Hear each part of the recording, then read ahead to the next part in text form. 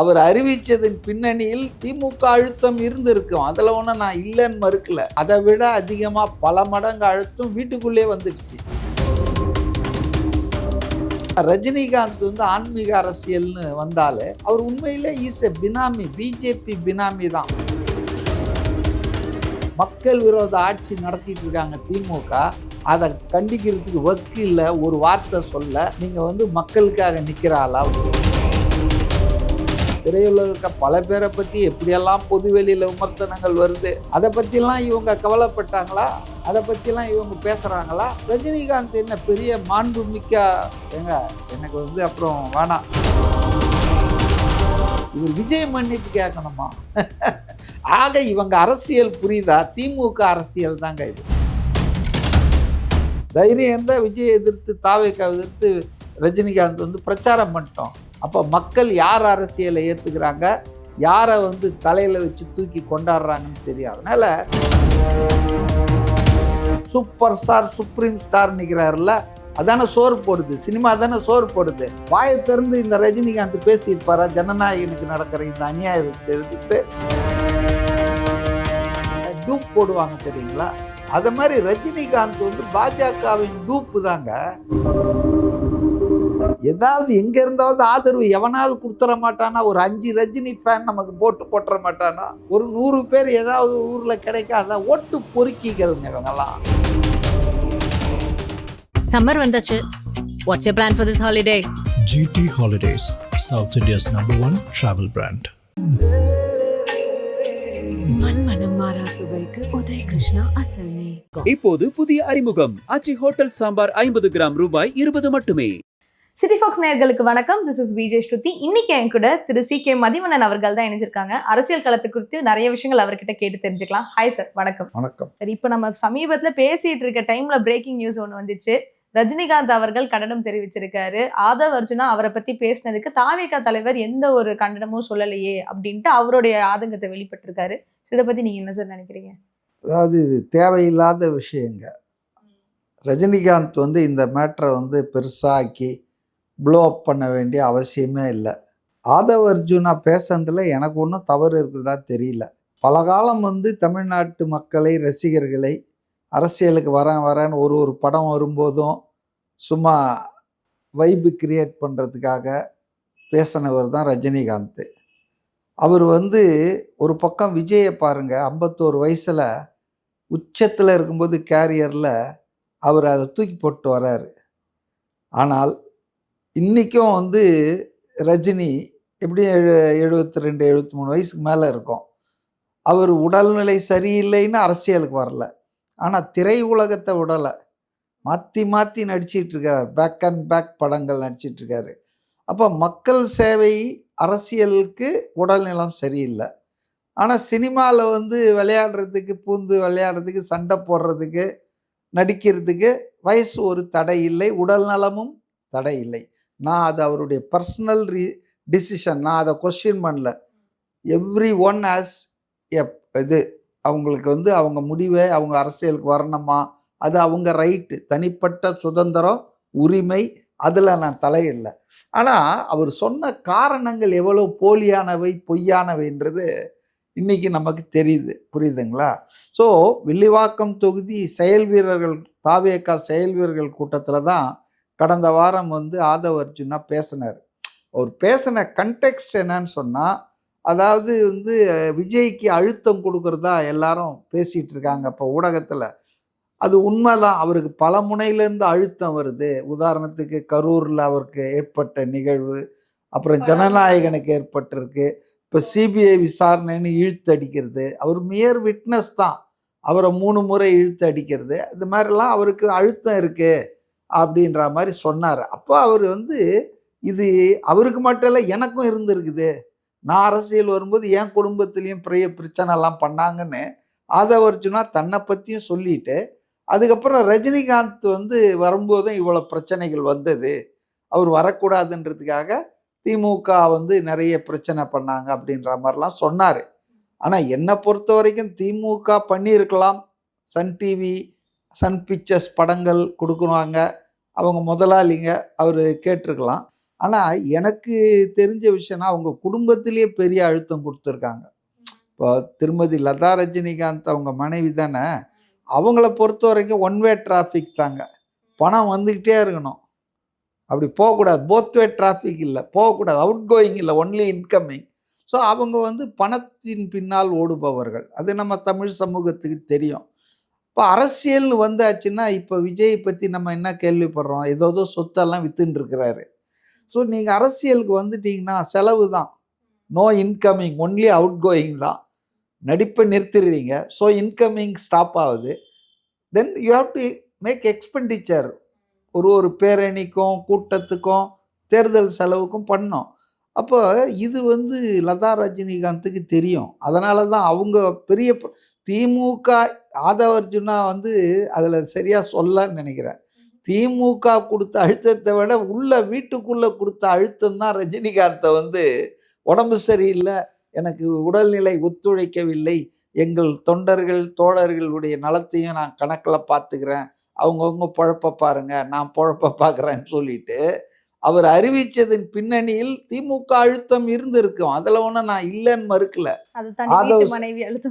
அதை விட அதிகமாக பல மடங்கு அழுத்தம் வீட்டுக்குள்ளே வந்துடுச்சு. இப்போ அதனால் வந்துங்க அவர் அறிவித்தார். ஸோ ரெண்டாவது ரஜினிகாந்த் ஆஸ் ஏ பர்சன் நல்ல என்டர்டெய்னர், நல்ல நடிகர், ஸ்டைல் மன்னன், அதெல்லாம் ஒன்றும் நமக்கு யாருக்கும் கருத்து, நம்ம எல்லாரும் ரசித்தவர் தான். ஆனால் அவர் அரசியல் என்பது ஆன்மீக அரசியல்னு ஒரு போர்வையை போத்திட்டு வந்தார். அது ஆன்மீக அரசியலில் பாஜக டீம் பி அவர் தான்.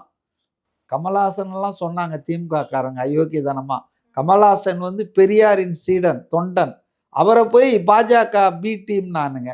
ஆனால் ரஜினிகாந்த் வந்து ஆன்மீக அரசியல்னு வந்தாலே அவர் உண்மையிலே ஈஸ் எ பினாமி, பிஜேபி பினாமி தான். நீங்கள் மோடி கிட்ட போய் விழுந்து கும்பிடுறது அதெல்லாம் வேற விஷயம். யோகி ஆதித்யநாத்துக்கிட்ட காலில் விழுந்தார். அவர் என்ன வயசு, இவர் வயசை விட 10-15 வயசு கம்மி. Because is chief minister of Uttar Pradesh. கேட்டால் யோகின்னு, அதெல்லாம் ஒன்றும் கிடையாது. யூபியில் நிறைய இன்வெஸ்ட்மெண்ட் பண்ணியிருக்காங்க, இண்டஸ்ட்ரி ஓப்பன் பண்ணுறாங்க ரஜினிகாந்த் ஃபேமிலி. அதுக்கு வந்து ரிலாக்ஸேஷன் கண்டிஷன் நிறைய கன்செஷன் கிடைக்கணும் ஸ்டேட் கவர்மெண்ட்டுக்கிட்ட. அதனால் ரஜினிகாந்த் ஆஸ் பர்சன் நமக்கு புறத்தில் தெரிகிறாள் நல்ல ஆளுங்க. ஆனால் உள்ளே பார்த்தீங்கன்னா செல்ஃப் சென்டர்டு. அவர் வந்து பணத்துக்கு வந்து ரொம்ப முக்கியத்துவம் கொடுக்குறாள். பணத்தை சம்பாதிச்சுக்கிட்டே இருக்கணும் சாகும் வரையில்னு நினைக்கிற சில பேரில் அவரும் ஒருத்தர் தான் நினைக்கிறேன். ரெண்டாவது அவர் பார்த்தீங்கன்னா துப்பாக்கி சூடு தூத்துக்குடியில் நடந்தப்போ அவர் வந்து என்ன அந்த போராட்டத்தில் அவங்களெல்லாம் அவர் எப்படி என்ன பண்ணார் கொஞ்சம் யோசித்து பாருங்கள். அவருடைய அரசியல் மக்கள் அரசியல் கிடையாதுங்க, மேட்டுக்குடி அரசியல். அவர் வந்து முதலாளித்துவ அரசியல் தான் பேசுவார். சிஸ்டம் சரியில்லைன்னுவார் திடீர்னு. இந்த அம்மா திரும்ப ஜெயிச்சா ஆண்டவனால் கூட தமிழ்நாடை காப்பாற்ற முடியாதுன்னாரு. இப்போ இருக்கிறவங்க ஜெயிச்சா ஆண்டவன் இல்லை, வேற எவனாலையும் காப்பாற்ற முடியாது தமிழ்நாட்டை, வாயை திறந்து சொல்லுவாரா? சொல்ல மாட்டார். ஏன்னா செலக்டிவ் அம்னீஷியா. இன்னைக்கு தமிழ்நாட்டில் சட்டம் ஒழுங்கு, லஞ்ச லாவண்யம், போதை கலாச்சாரம்லாம் எப்படி இருக்கு? ஏன் இவர் வாய் திறக்க வேண்டியது தானே? எல்லாத்துக்கும் வாய் திறந்தார். ஜெயலலிதாவை எதிர்த்து நான் பேசினேன்றார, மோடியை எதிர்த்து ஒரு வார்த்தை பேச சொல்லுங்க பார்க்கலாம். மோடியை எதிர்த்தோ திமுகவை எதிர்த்தோ ஒரு வார்த்தை பேச சொல்லுங்க. So is a self centred, சுயநலமான ஆள். அவர் வந்து என்னவோ பெருசாக பொது நலத்தில் மீடியா தான் இதெல்லாம், மீடியா கிரியேஷன் ஆஃப்ல டிஎம்கே அவரை பில்டப் பண்ணுறாங்க. அவர் இல்லை, அஜித்குமார் கிடைச்சாலும் பில்டப் பண்ணுவாங்க, சூர்யாவை கூட பில்டப் பண்ணுவாங்க. அவங்களுக்கு இப்போ தேவை என்னன்னா விஜய்க்கு எதிராக வந்து கொஞ்சம் ஆட்களை யாரையாவது, வடிவேலுலாம் நம்பு போன பட்டாசு அது, அதெல்லாம் விஜயகாந்தோட கதை முடிஞ்சுதுங்க. அதனால் இப்போ அவங்களுக்கு வந்து ஆள் தேடுறாங்க. இவர் வந்து அதுக்கு ஒரு பதில் கடைசி வரி போட்டிருக்கார் பாருங்க, காலம் பதில் சொல்லுன்னு. என்ன பதில் சொல்லலாம்? இவர் என்ன பண்ணுவார்? மக்கள் விரோத ஆட்சி நடத்திட்டு இருக்காங்க திமுக, அதை கண்டிக்கிறதுக்கு வக்கு இல்லை, ஒரு வார்த்தை சொல்ல. நீங்கள் வந்து மக்களுக்காக நிற்கிறாளா? உங்கள் அரசியல் என்ன? சுயநல அரசியல். இப்போ எப்படி நடிக்கும்போது மட்டும் உடல் நலம் சரியாயிடுச்சா? அதனால் வந்துங்க ஆதவர்ஜுனா பேசுறது கரெக்டு, ஆனால் பேசின நேரம் சரியில்லை, தேர்தல் நேரத்தில் பேசிட்டாரு. அதனால் பாருங்கள், தூங்கி எழுந்து பழனிசாமி இன்னைக்கு ஒரு ட்வீட் போடுறாரு, நயினார் நாகேந்திரன் அப்படியே எல்லாம் ரகுபதி எல்லாம் தாவி குதிச்சு ஐயோ என்ன ரஜினிகாந்தை பற்றி என்ன சொல்லிட்டாங்க. விஜயை பற்றியும் த்ரிஷாவை பற்றியும் திரையுலகில் இருக்க பல பேரை பற்றி எப்படியெல்லாம் பொதுவெளியில் விமர்சனங்கள் வருது. அதை பற்றிலாம் இவங்க கவலைப்பட்டாங்களா? அதை பற்றிலாம் இவங்க பேசுகிறாங்களா? ரஜினிகாந்த் என்ன பெரிய மாண்புமிக்க ஏங்க எனக்கு வந்து அப்புறம் வேணாம். ரஜினிகாந்த் இன்னைக்கு ஏதோ ஆன்மீக செம்மல் மாதிரியும் முனிவர் மாதிரியும் பெரிய ரிஷிகேஷ் போயிட்டு வந்துட்டா எல்லாரும் பெரிய ஆளா? அதெல்லாம் ஒன்றும் கிடையாது. அவர் அரசியல் வந்துங்க சுயநல அரசியல், மதவாத அரசியல், மக்கள் அரசியல் இல்லைங்க. அந்த வகையில் தான் அவரை எதிர்க்கிறேன். எனக்கு ஒன்றும் அவருக்கும் என்ன பிரச்சனை இருக்காரா? ஆனால் அவர் வந்து ஆதவ அர்ஜுனா அவரை பற்றி சொன்னது கரெக்டு தான். சொன்ன நேரம் சரியில்லை. சில நல்ல விஷயங்களை கூட சரியான இப்போ பாருங்கள், தேர்தல் நேரம் எல்லாரும் போய் அப்படி சூடுறாங்க பாருங்கள். இது ஒரு சன் நியூஸில் காடு மேலே யாரோ ரஜினி ரசிகர் விஜய் எதிர்த்து நிற்பாராம், மன்னிப்பு கேட்கணுமா? என்னடாப்பா அப்படி பண்ணிட்டாங்க. கருத்து சுதந்திரம் இருக்குதா இல்லையா? நீங்கள் எப்படியெல்லாம் மற்றவர்களை விமர்சனம் பண்ணுறீங்க பொதுவெளியில், கருத்து சுதந்திரமாக இருக்குது. அவர் சொல்கிறார் ஆதவ அர்ஜுனா, இல்லைன்னா இல்லைன்ட்டு போங்க. இவர் விஜய் மன்னிப்பு கேட்கணுமா? ஆக இவங்க அரசியல் புரியுதா? திமுக அரசியல் தாங்க இது. திமுக அரசியல் எடப்பாடி அதில் எல்லாம் ஒன்று தானே. ஆன்டி விஜயில் எல்லாம் ஒன்றா குவிறாங்க பாருங்க. ரகுபதி அமைச்சரும் பாவம் அவர் ரொம்ப வந்து கீழே விழுந்து இருக்காரு. ரஜினிகாந்த் திருமாவளவன் ஒரு பக்கம். ஏன் இவங்கெல்லாம் கண்ணீர் வடிக்கிறாங்க? இப்போ ரஜினிகாந்துக்கு ஏதாவது பிரச்சனை ஆயிடுச்சா? ஒன்றும் ஆகலை இல்லை. அவர் என்ன விமர்சனத்துக்கு அப்பாற்பட்டவரா? ஏன் அவரை விமர்சனம் பண்ணக்கூடாது? அவர் எவ்வளோ பேசுகிறாரு, சிஸ்டம் சரியில்லைன்றாரு. இவர் முதல்ல கருப்பு பணத்தை வாங்கிறத நிறுத்தணும், அப்புறம் சிஸ்டம் சரியாகும். அதனால் வந்துங்க ரஜினி இஸ் எ செல்ஃபிஷ் பர்சனுங்க. அவருக்கு மக்கள் அரசியல் பொது அரசியல் பற்றியெல்லாம் பேசவே கூடாது. வாயை மூடிட்டு நடித்தோமா சம்பாரிச்சோமா ஜாலியாக இருந்தோமான்னு போவது தான். அவர் வந்து காலம் பதில் கொடுக்கும்லாம். என்ன பதில் நீங்கள் கொடுப்பீங்க? 2026 தேர்தலில் வந்து நீங்கள் பிரச்சாரம் பண்ணுங்க. தைரியம் இருந்தால் விஜய் எதிர்த்து தாவேக்காவை எதிர்த்து ரஜினிகாந்த் வந்து பிரச்சாரம் பண்ணிட்டோம். அப்போ மக்கள் யார் அரசியலை ஏற்றுக்கிறாங்க, யாரை வந்து தலையில் வச்சு தூக்கி கொண்டாடுறாங்கன்னு தெரியும். அதனால் இது வந்து ஒரு சந்தர்ப்பவாதங்க. இன்றைக்கி அரசியல் கட்சிகள்லாம் ரஜினிகாந்த் இந்த கரடிக்கு பயந்தவன் எல்லாம் என் மேலே படுத்துங்கன்னு சொல்லுவாங்க ஊரில் ஒரு பழமொழி. அந்த மாதிரி விஜய்க்கு பயந்தவன்லாம் இப்போ ரஜினிகாந்த் முதுகு பின்னால் உட்காந்துக்கிறாங்க. அப்படி தான் நான் இந்த இஷ்யூ, இது ஒரு சின்ன மேட்ரு, சப்பா மேட்ருங்க இது. ஏன்னா நீங்க சொன்னீங்கல்ல சார், இப்போ விஜய் அவர்களுக்கு எல்லா சைட்ல இருந்தும் அடி கொடுக்குற மாதிரி இருக்கு. ஆமாமாங்க. மாநில அரசு, மத்திய அரசு ஏஜென்சி எங்க நான் கேட்குறேன், சென்சார் போர்டு எடுத்துங்க. சென்சார் போர்டுன்றது யாருடைய கண்ட்ரோலில் இருக்குது? இன்ஃபர்மேஷன் அண்ட் ப்ராட்காஸ்டிங், மத்திய செய்தி ஒளிபரப்பு தானே. சரி, அதுக்கு யார் அமைச்சர்? எல் முருகன். தமிழ்நாட்டில் செல்லா காசு. இங்கே ஒரு எம்எல்ஏவோ எம்பியாவோ அவர் ஆகவே முடியாது. அவர் ஏதோ ஒரு வெளி மாநிலத்தில் பாஜக கோட்டாவில் மினிஸ்டர் ஆகி எம்பி ஆகி உட்காந்துருக்காரு. இந்த ஆள்லாம் என்ன பேசுகிறான் பார்த்தீங்களா? பொதுவெளியில் மக்கள்கிட்ட ஒரு சின்ன மரியாதை கூட வாங்க முடியாதவெல்லாம் எங்கிருந்தோ ஒரு எம்பி ஆகிட்டு மந்திரி ஆகி வந்து உட்காந்துக்கிட்டு பேக்டோர் கொல்லைப்புற வழியாக இங்கே தமிழ்நாட்டில் வந்து விஜயை பற்றியும் தமிழ்நாட்டு அரசியலை பற்றி பேசுறதுக்கு என்ன யோக்கியதை இருக்குது? நாடு சுதந்திரம் பெற்றதுலேருந்து இன்னி வரையில் ஏதாவது ஒரு படத்துக்கு பின்னால் இந்த மாதிரி சென்சார் போர்டு ஓடி இருக்குதா? யோசித்து பாருங்கள். இங்கே தீர்ப்பு வரும், அடுத்த 2வது நிமிஷம் ஃபுல் பெஞ்சில் போயிட்டு அந்த தீர்ப்பை படிச்சுட்டு இருக்கும்போதே போய் அப்பீல் பண்ணுவாங்க. உடனே அது கிராண்ட் ஆகிடும். இவங்க ஏதாவது பண்ண போகிறாங்கன்னு சுப்ரீம் கோர்ட்டில் போய் கேவியேட் போடுவாங்க. இது ஒரு கவர்மெண்ட் டிபார்ட்மெண்ட் தானேங்க. அவங்களுக்கு என்னங்க இந்த வன்மம்? இப்போ அரசியல் இல்லாமல், அரசியல் தலையீடு இல்லாமல் சென்சார் போர்டு இப்படி ஆடுதா? இன்றைக்கி ஆக்சுவலாக இன்னைக்கு கூடணும், அது ரிவ்யூ 9ஆம் தேதி கூடினாங்க. அன்றைக்கி யாருக்கோ வயிற்றால போயிடுச்சுன்ட்டு தள்ளி வச்சுட்டாங்க. இன்றைக்கி யாருக்கு வாயால் போகுமா வயிற்றால போகுமான்னு தெரில. The simple fact is Vijay is a popular entertainer, popular actor. அவர் நடித்து படம் வந்து ஹிட் ஆகிட்டே இருக்கும். இப்போ இந்த படத்தில் பாலிட்டிக்ஸ் இருக்குது. இந்த படத்தில் வந்து அடிக்கிறார் பார்த்தீங்களா, ஒரு சாட்டையில் விளம்பரம் வருது இல்லை, மக்களுக்கு சேவை பண்ண அரசியல் வாங்கடானா கொலை பண்ணுறீங்க, சொத்து அடிக்கிறீங்கன்னு அடிக்கிறார்ல.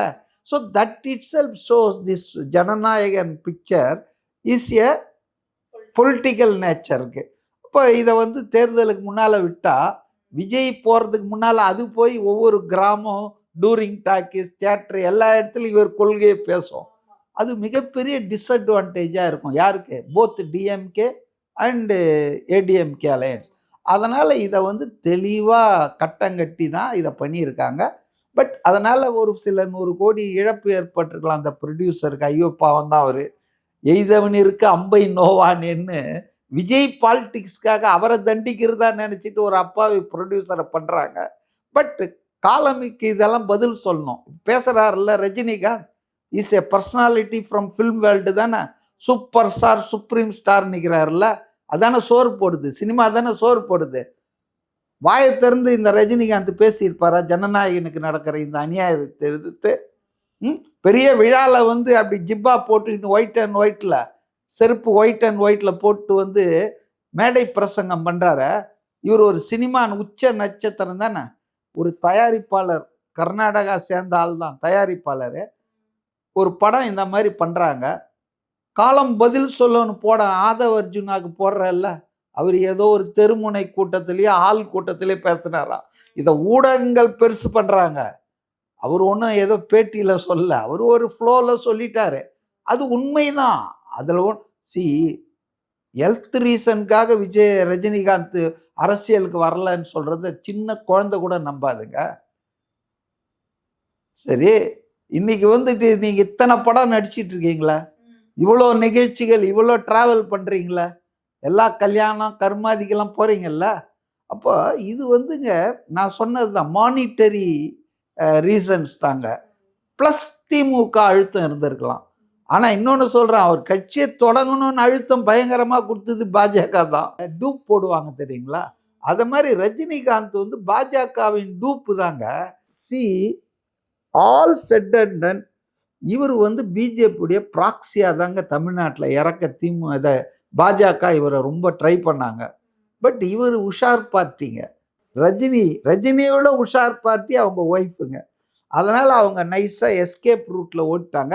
பட் பாஜக அவங்கள பற்றி நடத்தணும், அரசியல் தொடரணும்னு சொன்னாலும் இங்கே local filmy contact, cinema contact, Sun News, Sun Movies, Sun Pictures, DMK, first family, red giant, இதுங்க ஒரு அழுத்தம் கொடுக்குதுங்க.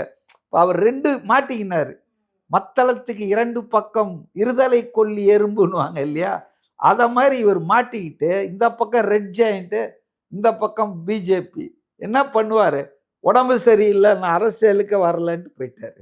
இதுதான் இவருக்கு தமிழ்நாட்டு வாழ வைத்த ஜென்மங் எல்லாம் போடுறார், டைலாக் எழுதுறாரு, வாழ வைத்த தெய்வங்கள். இந்த தமிழ்நாட்டின் வாழ வைத்த தெய்வங்களுக்கு எதிராக ஒரு 5 வருஷமாக பிஜேபி கவர்மெண்ட் எவ்வளோ கொடுமைப்படுத்துகிறான், எவ்வளோ கொடுமை வஞ்சகம் செய்கிறான். வாயை திறந்து இருப்பாரா? மற்றதுக்கெல்லாம் போய் பேசுவார், எல்லா மேடையிலும் போயிட்டு அண்ணா திமுக மேடைக்கு போவார்.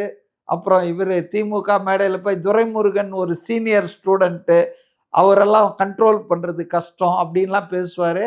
ஆனால் பாஜகவை எதிர்த்து ஒரு வார்த்தை பேச மாட்டார், திமுகவை எதிர்த்து ஒரு வார்த்தை பேச. இதுதான் ரஜினி. அப்போது ஒரு மக்கள் அரசியல் பேசுறதுக்கு உங்களுக்கெல்லாம் என்ன யோக்கியதை இருக்குது?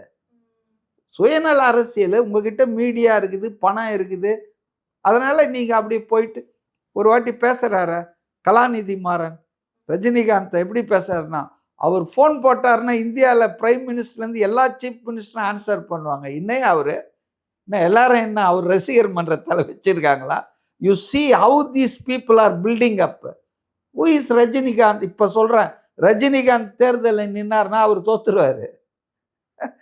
பில்டப் தாங்க, காற்றடைத்த பையடா காயவே இது பொய்யடான்ற மாதிரி. ரஜினிகாந்தை பற்றி இதுக்கு மேலே நம்ம பேசவான்னு நான் நினைக்கிறேன். அவர் மறுப்பை படித்த பிறகு தான் எனக்கு கோபம் வந்தது. என்னவோ இவர் ரொம்ப மக்களுக்காகவே கண்ணீர் குடிக்கிற மாதிரியும், தமிழ்நாட்டு மக்கள் இவரை வாழ வச்சதுக்காக ஏதோ பேசிகிட்டு இருக்காங்க. என்னங்க அவர் அரசியலே பினாமி பிஜேபியினுடைய பி டீமுங்க அவர். அப்புறம் என்னத்துக்கு அவர் போயிட்டு ஆதவ் அர்ஜுனாவை இது அவதூறா சொல்லிட்டாரு. என்ன அவதூறா சொல்லிட்டாரு, என்ன உண்மை இல்லாத சொல்லிட்டாரு. அதெல்லாம் சும்மா ரஜினி தான் மரியாதையை கெடுத்துக்கிறார், கண்டுக்காமல் விட்டுருக்கலாம். But he wants to take capitalise பண்ண பார்க்குறாரு.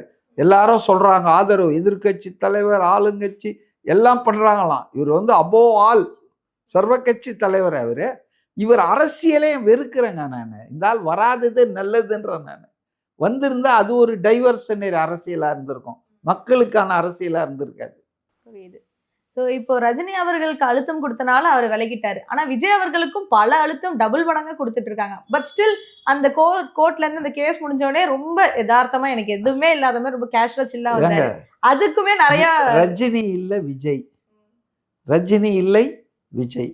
விஜய் வந்து அவர் மக்களுக்காக ஏதாவது செய்யணும் அப்படின்றதுக்காக 10 வருஷம் பிளான் பண்ணி வந்திருக்காரு. சமய சந்தர்ப்பம் பார்த்து அரசியலில் நுழைஞ்சிடலான்னு நினச்ச ஆள் இல்லை ரஜினி மாதிரி.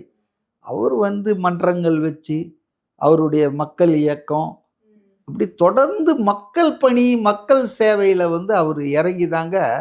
இது வந்து கல்மினேஷன், பரிணாம வளர்ச்சின்னுவாங்க இல்லையா, அப்படி இருந்து அப்படியே அரசியல் கட்சியாக வந்ததுருக்கு. அவருக்கு இருக்கிற அரசியல் சிந்தனை, அரசியல் இதெல்லாம் ரஜினிக்கு ஒன்றுமே கிடையாதுங்க. ரஜினி வந்து எம்டி வெசலுங்க. ஆக்சுவலாக அவர் வந்து மக்கள் போராட்டங்கள், மக்கள் இயக்கங்கள், மக்கள் கஷ்டங்கள் எல்லாம் கவலைப்பட்டதே கிடையாது. அவரது எலைட்டுங்க. கலாநிதி மாறன், இந்த பக்கம் பெரிய மோடி, இந்த பக்கம் ஸ்டாலின், உதயநிதி, இவங்களோட தான் அவருடைய சகவாசம்லாம். அவருக்கு என்ன தெரியும் மக்கள் பிரச்சனை? இல்லை, இன்னைக்கு இவ்வளோ கொலை நடக்குது, கற்பழிப்பு விளாத்திக்குள்ள நடந்ததை வாயை திறந்து பேச வேண்டியதானே? If he has got something in public interest அறிக்கை விடுவாரா? ஆனால் அவர் ரொம்ப நல்லவர்ப்பா, அவர் தமிழ்நாட்டுக்கே வந்து நல்ல பொதுவானப்பா அப்படின்னு ஒரு பொய்யான தோற்றத்தை மீடியா உருவாக்கி வச்சிருக்காங்க. அவர் ஒன்றுமே நல்ல மனுஷனே இல்லை, நல்ல நடிகர். திரும்பவும் சொல்கிறேன், அவரை சினிமாவில் பார்க்கலாம், நல்ல நடிகர். நல்ல மனசு கிடையாது, நல்ல கொள்கை கிடையாது, நல்ல செயல்பாடு கிடையாது, நல்ல நோக்கம் கிடையாது. ஆனால் நல்ல நடிகர், நல்லா நடிப்பார். இந்த வயசுல ஸ்டைலு, தூக்கி போட்டு சிகரெட்டை பிடிப்பார். ஆனால் அதுவே அரசியல் பேசுறதுக்கு உங்களுக்கு தகுதி கொடுக்காது. அதனால் ரஜினிகாந்த் வந்து தப்பு பண்ணிட்டார். இந்த எலெக்ஷன் டைமில் தன் பங்குக்கு விஜய்க்கு எதிராக ஏதாவது பண்ணலான்னா, அதாவது தாவேகாவின் நிர்வாகியோ இதை போட்டிருக்காரு, பொறுப்பில் உள்ள அப்படின்னு போட்டிருக்காரு. எதுக்கு தாவேகாவை எடுக்கிறீங்க? You should have told. Aadhav Arjuna என்னை பற்றி சொல்லியிருக்கான்னு சொல்லலாம். So the very fact you mention TVK அவருடைய ரசிகர்களுக்கெல்லாம் ஒரு இண்டிகேஷன். போங்க, போய் திமுக ஆதரித்து ஓட்டு போடுங்க. அதுக்கு வந்துட்டு தாவேகா தலைவர் விஜய் அவர்களும் எதுவும் சொல்லலைங்கிறது அவருக்கு வருத்தம் இருக்கணும். ஏங்க விஜயை பற்றி எவ்வளோ சொன்னாங்களா? அதுக்கு ரஜினிகாந்த் என்ன சொன்னார்? விஜய் ஏங்க சீமான் பேசாத பேச்சாங்க, சேட்டை துரைமுருகன் தான் நான் சொல்கிறது. அந்தால் பேசாத பேச்சா தான் நாம் தமிழர் கட்சி. அப்புறம் பார்த்தீங்கன்னா எல்லாம் ஒன்றா சேர்ந்துட்டாங்க, எல்லாம் பாஜக ஜோதியில் ஒன்றா சேர்றாங்க, ஆன்மீக அரசியல். ஆனால் நாம் தமிழர் கட்சி தாக்கின போது இவ்வளோ பொங்கி வழியிலே அவர் எழுந்து வந்து ஏதாவது இப்படியெல்லாம் பேசிட்டாங்க நாம் தமிழர் கட்சின்னு என்னைக்காவது பேசியிருக்காரா? ஏன் தாவேக்கா? பிகாஸ் இல்லை ஏன்னா பொறாமங்க. ரஜினி ரசிகர்களுக்கும் ரஜினிக்கும் என்ன பொறாமன்னா, அதாவது வந்து நம்மால் முடியாததை, நம்ம தலைவரால் முடியாததை விஜய் வந்து 51 வயசில் சாதிச்சிட்டார. இவ்வளோ அழுத்தம் வந்தாலும் நிற்கிறார்ல, அதையும் பெருமையாக சொல்லக்கூடாது. ஆதவ் அர்ஜுனா இவ்வளோ பேர் பக்கிள் ஆகிட்டாங்க அந்த ப்ரெஷரில், they buckled. But here is a man நிற்கிறார். பர்சனல் லாஸ், ஃபேமிலியில் ரப்சரு, ஏங்க என்ன அழுத்தங்க இவனுங்க கொடுக்கல அந்த அவருக்கு. பட் நான் ஆல்வேஸ் ஐ அப்ரிஷியேட் அந்த விஜயுடைய மெச்சூரிட்டி, காம்னஸ்ஸு, எல்லாத்தையும் கூலாக எடுத்து கடந்து போகிறது. ரஜினி மாதிரி இம்மிடியேட்டாக அவர் ஒன்றும் பண்ணியிருக்க மாட்டார. நாம் தமிழர் சீமான் விக்கிரவாண்டி மாநாடு முடிஞ்ச உடனும் என்ன சொன்னார்? ஒன்று இந்த பக்கம் நில்லு, இல்லைன்னா அந்த பக்கம் நில்லு. நீ ரோட்டில் நடுவில் நின்னா எதுக்கு தெரியுமா? தமிழ் தேசியமும் திராவிடமும் இந்த மண்ணின் 2 கண்கள்னு சொன்னார்.